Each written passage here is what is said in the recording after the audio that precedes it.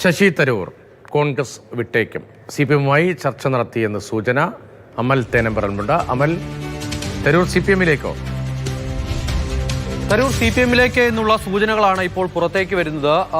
തരൂർ ഈ കാര്യത്തിൽ പരസ്യമായൊരു നിലപാട് പ്രഖ്യാപനത്തിന് തയ്യാറാകുന്നില്ല, CPM നേതൃത്വവും തയ്യാറാകുന്നില്ല എങ്കിൽ കൂടി തരൂരുമായി ബന്ധപ്പെട്ട് തരൂരിനെ ഇടത് ക്യാമ്പിലേക്ക് എത്തിക്കാനുള്ള ചർച്ചകൾ സജീവമായി തന്നെ നടക്കുന്നുണ്ട്. ഈ തിരഞ്ഞെടുപ്പിന് മുന്നോടിയായി ഏറ്റവും നിർണായകമായ ഒരു നീക്കം നടക്കുന്നു. ആ നീക്കത്തോട് തരൂർ ഏതു തരത്തിൽ പ്രതികരിക്കും എന്നുള്ളതാണ് ഏറ്റവും പ്രധാനപ്പെട്ട കാര്യം. ഇപ്പോൾ തരൂരിന്റെ ക്യാമ്പുമായി ബന്ധപ്പെട്ട് സംസാരിക്കുമ്പോൾ ഈ വാർത്ത തരൂരിന്റെ ക്യാമ്പ് തള്ളുന്നില്ല.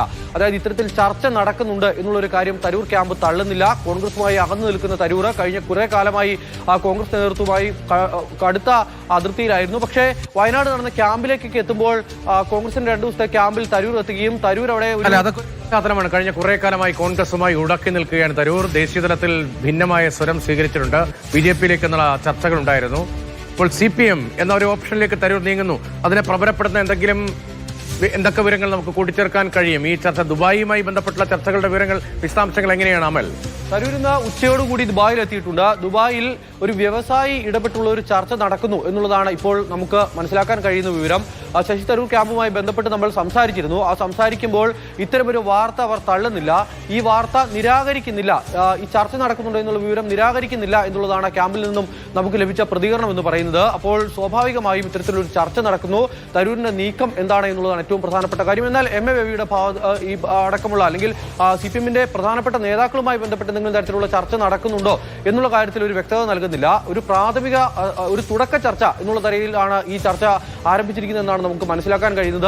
തുടക്ക ചർച്ചയാണെങ്കിൽ ഈ നിലയിൽ വാർത്ത ഇങ്ങനെ പുറത്തേക്ക് വരില്ലല്ലോ. ഇപ്പോൾ BJP-യുമായി തരൂർ അടുക്കുന്നു. അത് പരസ്യമായ തരൂരിന്റെ ലേഖനങ്ങൾ, നിലപാടുകൾ, അന്തർദേശീയ വിഷയങ്ങളിലും ദേശീയ വിഷയങ്ങളിലും സ്വീകരിച്ച നിലപാടുകൾ തുടർച്ചയായുള്ള വ്യാഖ്യാനമായിരുന്നു. തരൂർ പലപ്പോഴും അത് തള്ളിയതുമില്ല.